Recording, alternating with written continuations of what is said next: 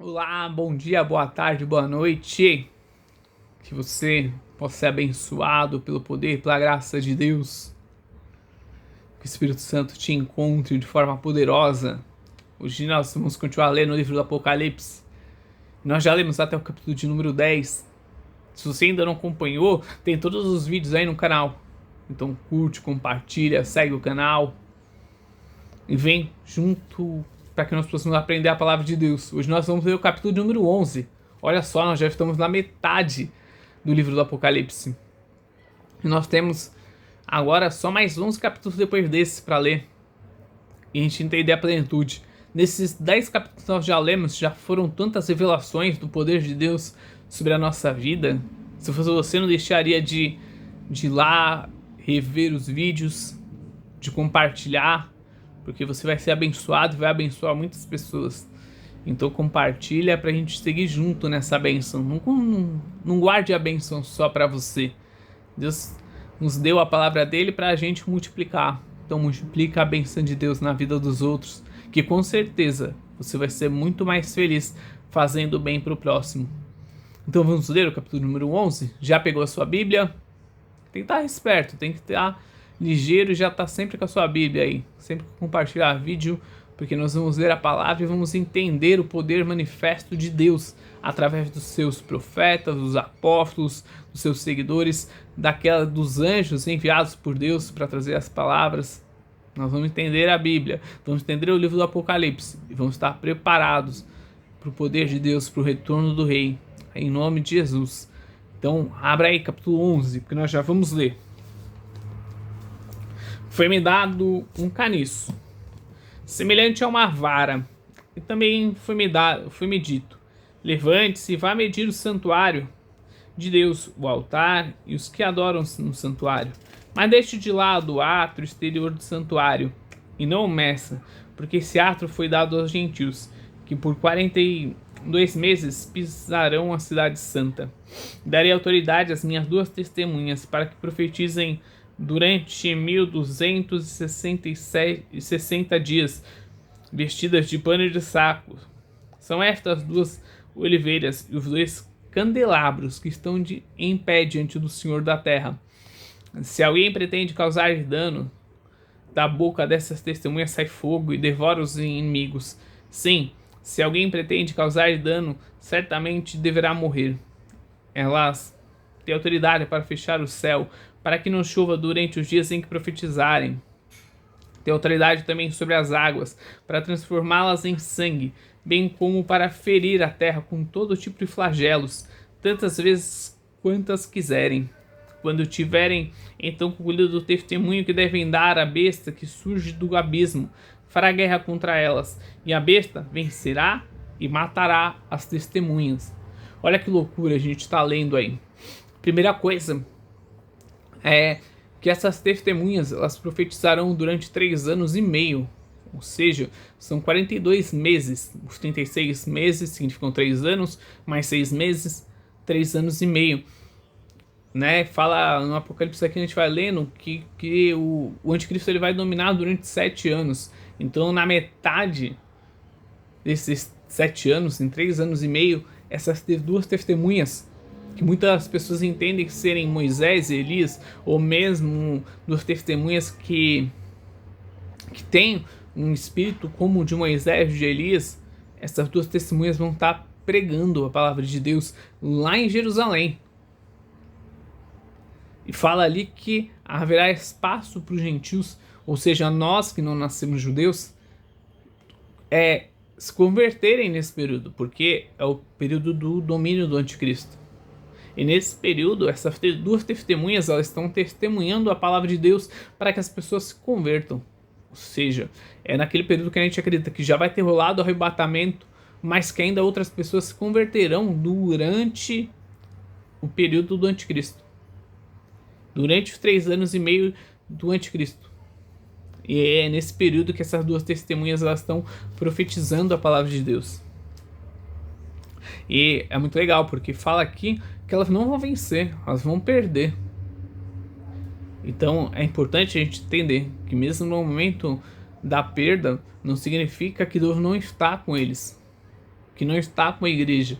Deus está com a igreja, mas ainda assim haverá uma derrota momentânea, até que haja a vitória. E diz assim: as bestas vencerá e matará as testemunhas. Verso 8 diz assim: e os seus cadáveres ficarão estirados na praça da grande cidade, que espiritualmente se chama Sodoma e Egito, onde também o seu Senhor foi crucificado. Ou seja, está falando de Jerusalém, que nesse período já não é mais a cidade de bênção, é uma cidade prostituída por idolatria a outros deuses, demônios, a própria carne do homem, do ser humano. Né? Homem aqui, homem e mulher, mas homem, natureza humana, quer dizer. Então muitos entre os povos, tribos, línguas e nações contemplarão os cadáveres das duas testemunhas por 3 dias e meio. Olha que legal, as duas testemunhas testemunharam por 3 anos e meio, e também os seus corpos aqui serão velados por 3 anos e meio, e não permitirão que esses cadáveres sejam sepultados. Ou seja, é uma ideia de zombaria mesmo, de vilipêndio dos cadáveres ali, de zoar aqueles cadáveres, de humilhar a obra de Deus. Aí verso 10 diz assim: os que habitam sobre a terra se alegrarão por causa da morte dessas duas testemunhas, realizarão festa e enviarão presentes uns aos outros, porque esses 2 profetas atormentaram os que moram sobre a terra. Eles vão pregar a palavra de Deus, mas isso vai ser tão absurdo para outras pessoas que elas vão se alegrar quando eles morrerem. Ou seja, elas estão tão contaminadas, tão cegas pelo mal, pela maldade, pelos desejos da própria carne, que quando a verdade de Deus for falada e for retirada delas, elas não vão perceber que elas tiveram tiradas dela o melhor que elas poderiam ter. E elas vão se alegrar, vão banquetear, vão fazer festa, vão fazer feriados por conta disso, sabe? E esse momento é um momento terrível. Diz assim o verso 11: mas depois dos 3 dias e meio, entrou neles um espírito de vida, vindo da parte de Deus, e eles se ergueram sobre os pés. Ó, que loucura, que legal. Está ali os 2 corpos estirados, já ali parecendo que estão putrefatos, que já estão apodrecendo. Mas depois de 3 dias e meio, Deus devolve o espírito àqueles corpos, e aí é Shablau, né? A palavra de Deus é tremenda. E eles se ergueram sobre os pés, e aqueles que os viram ficaram com muito medo. E as 2 testemunhas ouviram uma voz forte vindo do céu, dizendo-lhes: subam para cá. Cara, é de arrepiar, porque quando esses 2 sobem, significa que Deus está tirando eles do que vai acontecer. Já viu, a gente está vivendo muitos períodos de guerra, né? Rússia, Ucrânia, ali o Irã, Israel. E assim, né, quando tem guerra entre 2 países, a primeira coisa que o presidente vai atacar o outro país faz é: o povo que tiver dele lá, ele já dá um anúncio falando assim: ó, tira o povo daí, se proteja, porque vai acontecer algo grande. Ou se não, se tem os embaixadores, eles já chamam os embaixadores de volta para o seu país, assim: não, volta para cá porque vai dar problema. E aqui as 2 testemunhas são ordenadas por Deus, porque eles são aqui embaixadores do reino de Deus. Eles estão sendo retirados porque a grande guerra vai começar. E subiram o céu numa nuvem, e os seus inimigos as contemplaram.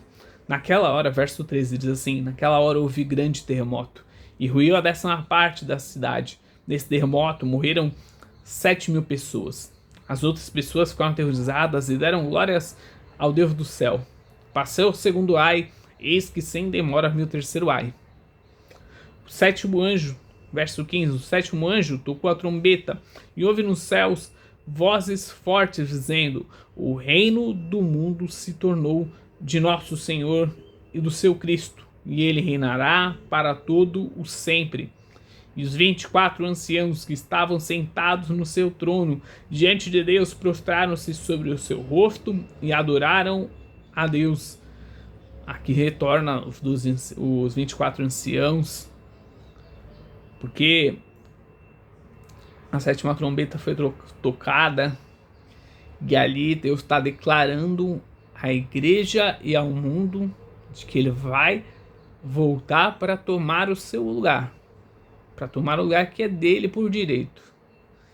E diz assim o verso 17, os 24 anciãos estão falando, né, no verso 17, dizendo: graças te damos, Senhor Deus, Todo-Poderoso, que és e que eras, porque assumiste o teu grande poder e passaste a reinar. Na verdade, as nações se enfureceram. Chegou, porém, a tua ira e o tempo determinado para serem julgados os mortos, para se dar o galardão aos teus servos, os profetas, aos santos e aos que temem o teu nome, tanto aos pequenos como aos grandes, para destruir os que destroem a terra. Legal, porque aqui já os 24 anciãos, eles já estão ali se preparando para a guerra espiritual, para a guerra que vai iniciar, e que vai ser uma guerra física também, porque além de Deus vir no espírito, vai estar combatendo contra os seres humanos dominados por Satanás. E diz assim: abriu-se então o santuário de Deus, que se acha no céu, e foi vista a arca da sua aliança no seu santuário. E sobrevieram relâmpagos, vozes, trovões, terremotos e forte chuva de granizo. Aqui termina o capítulo 11. Ainda faltam 11 capítulos, mas já está iniciando a batalha, a guerra. E talvez a batalha, a guerra já tenha iniciado. Ela acontece cada dia, mas talvez essa já esteja ali começando seus princípios. E se for para o nosso tempo, nós precisamos estar preparados. E se não for, nós estamos preparar as próximas gerações para que quando isso ocorrer, a igreja de Deus esteja preparada, esteja pronta, forte. E nós temos esse papel, e você tem esse papel. Então curta, compartilhe, envie essa palavra para mais pessoas, para que vidas sejam transformadas. Que Deus possa hoje te abençoar, te fortalecer para as batalhas diárias, e que você viva o sobrenatural de Deus. Um beijo no coração, tchau, tchau, até o próximo capítulo.